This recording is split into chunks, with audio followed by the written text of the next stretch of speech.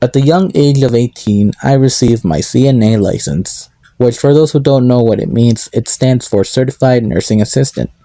Now, obviously coming from an immigrant background, not only were my parents proud that their son was pursuing the medical field, but also now that they had superior bragging rights. Ay, comadres, déjales cuento. Mi hijo Ricardancito just received his driver's license at the age of 15. He's becoming a man. Ay, comadre, that's nothing. Mi hija Margarita just created her own clothing business. ¿Margarita? Esa la que cacharon con su novio en la yarda del vecino haciendo... Sí, esa. Vieja cabro. Mi hijo just became a nurse before even graduating high school. Comadre, felicidades. Ahora sí la van a mantener. Ay, comadre, no diga eso. Eso, estúpidas. Óguense en los celos. Vieja mamona. ¿Por qué me junto con estas perras? Now, the way I was able to even work as a CNA at such a young age was that during my senior year of high school, I decided to take a CNA course that was sponsored by our local community college. Not only was the class going to teach me the basics and count as a free elective to graduate, but also I could even get college credit with that. And you might be saying, wow, you seem a little bit like an overachiever. And I say yes. Emphasis on the was. Because let me tell you something, that class was a whole red flag. Like, from the start, we started off with 30 students, and by the end of the semester, there were only 12 of us left. And that's saying something. I don't blame the teacher, honestly. She was a wonderful person. She was handling 2 jobs, one being a hospice nurse, which is basically a nurse that takes care of people in their final days, being a teacher, dealing with a family member with dementia, and just overall being new to the school district. Honestly, I applaud that woman. But one of the reasons many people quit was the high demand that the program needed. Specifically, that you had to get an 80% or higher on all assignments and tests, and you could only retake once every semester. Otherwise, you were kicked out. Now, there were a lot of things that happened in that class that could be a whole video in itself, but the only thing you need to know is that your boy got his license! Medical license. I still don't know how to drive. No, the facility I was hired in was a rehabilitation center, but also somewhat worked as a retirement home. There were many patients of all ranges from 20 to 98 years old with different reasons on why they were there, which I won't be revealing their names or their condition for obvious reasons. My main job as a CNA mainly included waking up patients and changing them as needed, transporting them to the dining room and passing out trays for those who stayed in their rooms, providing showers to those who were assigned that day, charting, this was my favorite part, checking and assisting patients as needed, dining room and passing out trays again, and finally checking if patients are well before leaving my shift. Now, the way my facility functioned was that it was divided into 2 floors. The first floor mainly included patients that were mostly able to take care of themselves but still needed some assistance, and those on the second floor that needed a lot more attention. But there were always exceptions on both. I was going to be trained for both floors, which was something new the admin was trying with new hires, which resulted in a much more difficult time adjusting, as both floors had their own sense of doing things. Meaning both floors did not communicate with each other, and I remember throughout my time there was always a sense of rivalry between them, and the admin even supported that. So guess who had to face all of that? I remember specifically them putting this challenge of which floor could sustain the least amount of patient falls, and the winning floor would basically be put into a lottery to win like a $10 gift card from Burger King. So basically the life of a patient was worth 2 Whoppers. He didn't end up winning. In my facility specifically, they were able to offer me 2 weeks of training, mainly since it was my first job in the field, but since the admin basically wanted to prepare me for the environment of both floors, I met some interesting characters. Now, for the most part, most of the staff there were absolutely pure of heart, really kind, super sweet. Like, for my first time working in the medical field, I got very lucky, because I read some like really horrifying stories about the toxic rivalry between co-workers and the conflicts that arise from that. And honestly, when I first got hired during my interview, One of the administrators even told me that they were looking for someone who didn't like to start conflicts. I'm pretty sure they meant this mostly for the care of the patients, but it was also reflective on the staff. Like, I remember being close to one of the cleaning ladies that basically was like a second mom to me. She would make sure that I was okay, especially in harsh situations with patients. We would usually talk about our days, and she would even worry if I wouldn't eat my lunch that day. Basically, your typical Hispanic mother. I also remember the physical therapists that were super sweet and honestly had a lot of patience towards me as a new hire because I was slow. Okay, basically, before the physical therapist could actually go and take the patient and work with them, our CNAs had to make sure they were taken care of with the basics, woken up, changed, making sure they were clean. Sometimes we would even take them ourselves to their work area. But in that facility, they had a schedule for all of those patients each day, and sometimes I wouldn't be able to prepare the patient on time. They were always so forgiving to the point that I felt really bad, even though that was basically the complete opposite of what they wanted me to feel. But enough of the feel good portion of the video. I know you want to hear the deep stuff. The problems, the drama, the conflicts. All I can say is that all my struggles and hardships during this time were mainly sourced by two things: difficult patients and a CNA. Difficult patients are mostly always understood, especially in this field, and I don't really feel comfortable talking about that. But the CNA, on the other hand, let's call them female dog, FD for short, because they acted like a bitch. Now, FD was basically one of the four CNAs that were in charge of training me for those 2 weeks. Now, about the other CNAs, they were very nice, they were chill. Honestly, I'm glad they were also able to train me because FD was something. Well, I do remember one time one of the CNAs were having a tantrum over a Labubu cup, of all things. Somebody broke and was trying to figure out who did it. Let's just say there was a scene that day that included backstabbing and revenge. But hey, I wasn't affected by that because I am quiet.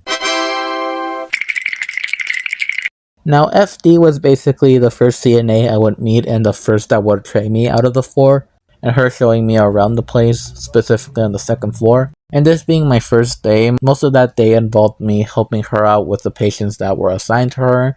And throughout that, I was able to somewhat see how she would organize herself, which priorities she kept the best, and overall understand how things work.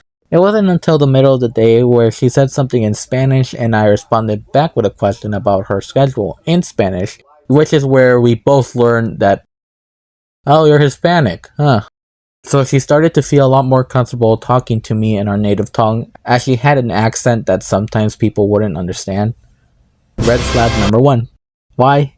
Well, after she realized I knew Spanish, she would basically start to talk about the patients we were taking care of behind our backs. Well, no, not even behind their backs, like right in front of them, I remember.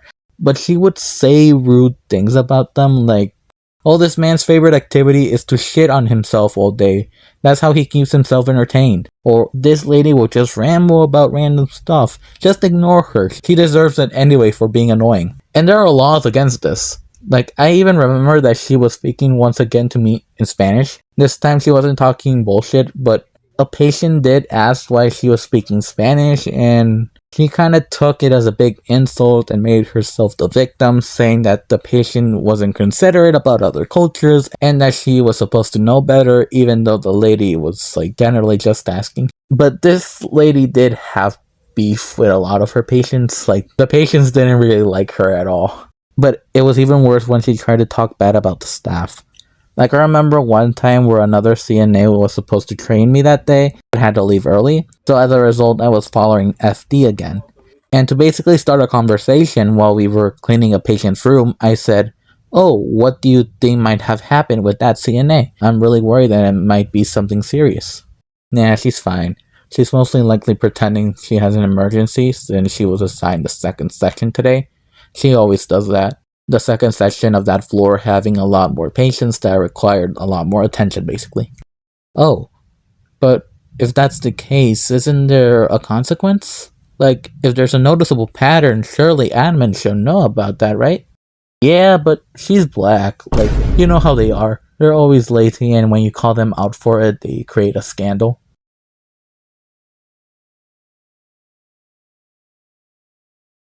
The fuck?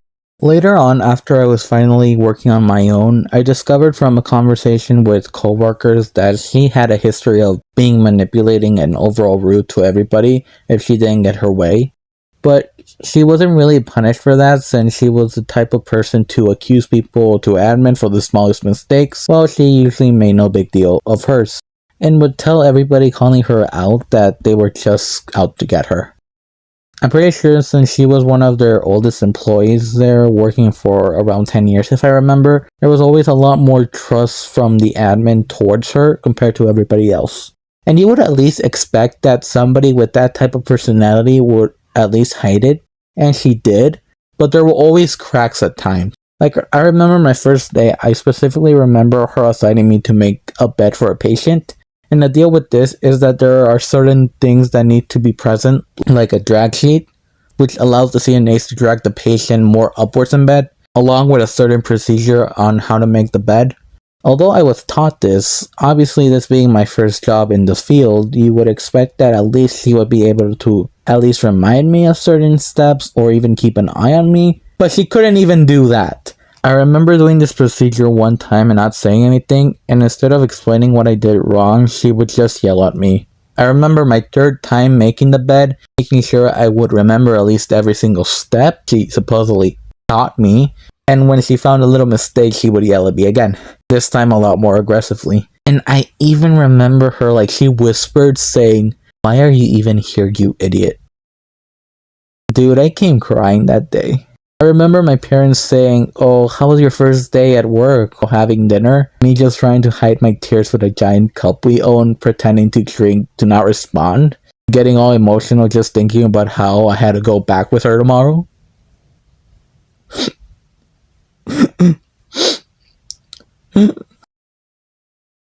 More lemonade?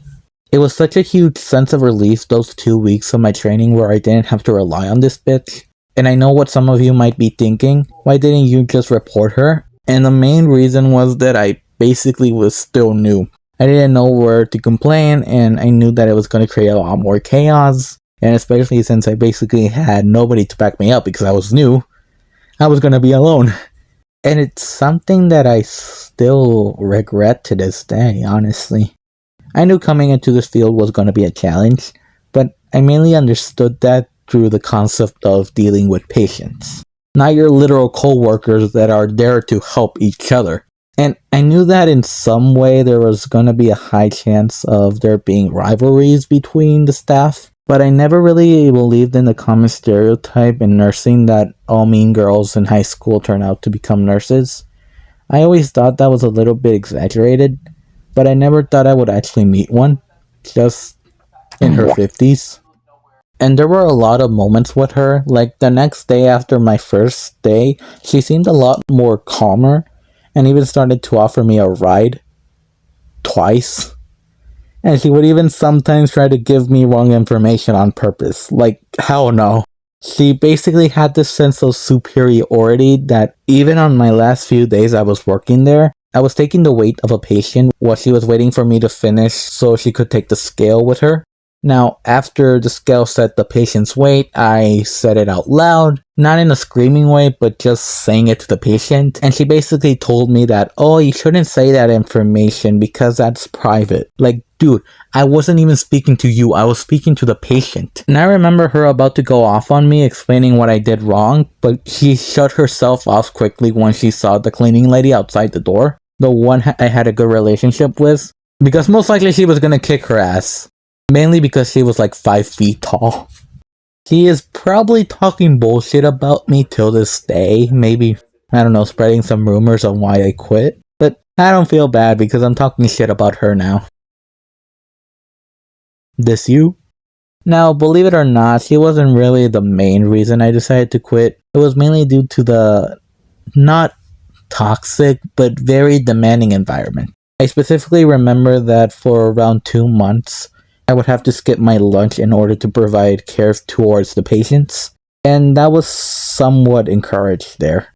There wasn't even a possibility to even come a little late since it would only be like a 30-minute lunch, mainly to cover each CNA's patients, which sounds okay in theory, But compared to the lunchtime of the other staff, like the admin and the cleaning crew of 1 full hour, that was just fucked up. One of the main tasks as a CNA I had to do was basically pass out trays for both breakfast and lunch. So while some of the patients were eating comfortably, I was there starving myself. So there was always a sense of temptation to just...